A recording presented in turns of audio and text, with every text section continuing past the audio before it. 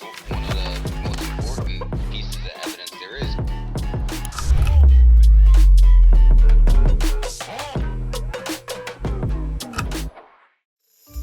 Once upon a time, there was a small town nestled deep in the ancient Adirondack Mountains of upstate New York called Whitehall. Known by some as the Bigfoot capital of the Northeast, Whitehall had a long history of strange occurrences and frightening encounters with a mysterious upright walking ape-like creature that locals referred to as the Abair Road Beast. Even though there's been over 150 sightings of this creature, it's got its name from an incident that happened over a week period that was witnessed by multiple people, including police officers.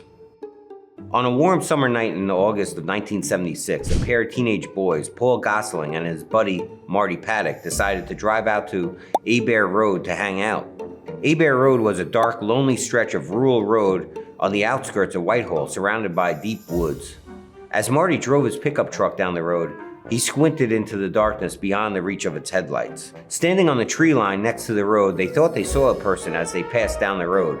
Unsure what they had seen, they went to the end of the road and they turned around. At that moment, they heard a terrifying scream.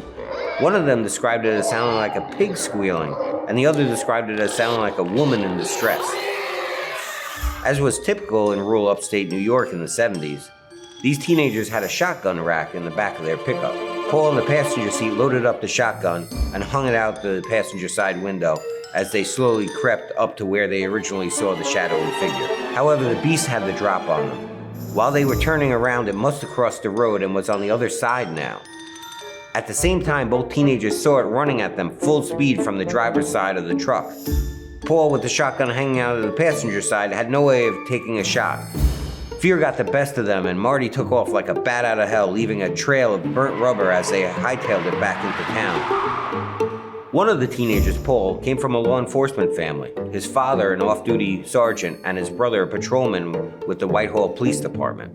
After arriving in town, Paul had Marty take him directly to the station where his brother was working that evening. And bursting through the door to the station, they couldn't control their fear and excitement, trying to explain that they had just seen a Bigfoot.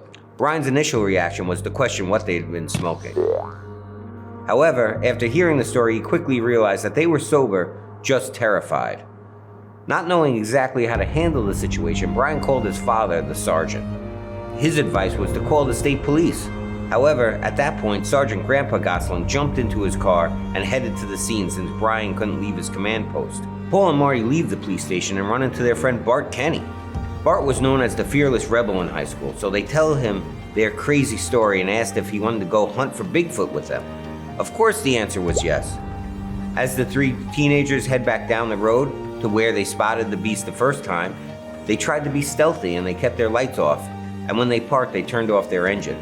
They stayed there for multiple minutes without saying anything, and then right in front of them, about 50 yards away, they saw something creeping through the tree line. They could hear branches snapping, so they turned on their brights. The beast stepped into the lights, stood there for a while, and then took off into the forest, adding yet another witness to the strange and mysterious beast. They all described it as a 7-foot-tall, slender, muscular creature with piercing red eyes. It resembled a man more so than an ape. It moved with quick determination, and they were positive that it was no man in a costume or a bear. Growing up around these woods, they knew what a bear looked like walking. At this point, Grandpa Sergeant Gosling shows up with the state police and the local sheriffs, 11 of them all together, and they form a good old-fashioned monster militia. First, Grandpa and Paul, who were walking through the field to where they headlighted the beast an hour earlier. They stop dead in their tracks because they hear the piggishly feminine screaming of the beast. As they run back to the road, one of the officers catches sight of it moving through the trees and loses it quickly. Another sheriff, who was driving down the road with his spotlight on, catches it along the fence line of the property about 100 yards away. He could see its large, piercing red eyes, bigger than a usual animal that he's come across in these woods. It ran through the thicket, and that was the end of that for the evening. The next night, Paul's brother, Officer Brian Gosling, met up with one of the state troopers and decided it was time to set up a Squatch Watch stakeout. After 2 hours in, Brian noticed how silent it was. Not an animal stirring or a cricket noise. It was totally dead silent. He stepped out of the patrol car to try and get a better look. Then from the silence, he hears a swishing noise. He described it as if someone was slowly walking wearing a pair of corduroy pants, but amplified. But what he could tell is that it was coming towards him. Suddenly, no more than 30 feet away, the massive creature emerged partially into the beam of Brian's flashlight. It stood at least 7 feet tall, covered in dark, black, reddish hair. Brian froze with terror, staring into its glowing crimson eyes. With the light blinding the creature, it raised his arms, hiding his face behind its hands.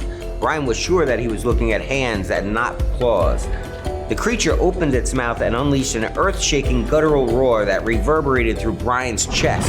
Paralyzed with fear, all he could hear in his mind was a voice saying, "I'm not going to hurt you. I'm not going to hurt you." It moved quickly as it fled, but turned quickly to give him one more over-the-shoulder glance of its big red Sasquatch eyes before it disappeared into the darkness.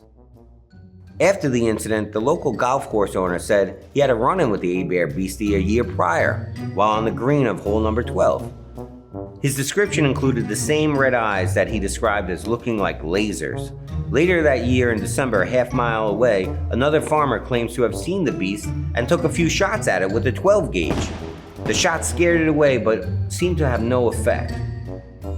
And if those sightings weren't strange enough, during the same time in upstate New York, and specifically in the Whitehall area, there were multiple UFO sightings and paranormal experiences that were reported to the police. Within a week of the sightings, another Whitehall resident reported that a spherical UFO had landed on her lawn. She called the police and asked them to rush right over. However, by the time they had gotten there, she said it had lifted into the air and took off in a flash. The police took the report and noted that there was a 10-foot spherical rim burned into her lawn. And in what may be the strangest report in 1976, the police have a record of a call where a citizen claims they witnessed a Thunderbird with a 15-foot wingspan flying over the fields of Whitehall. So when you go camping in those dark Adirondack woods, keep an eye out. You never know when a pair of glowing red eyes may appear out of the darkness. The Abair beast is still out there lurking in the shadows, waiting.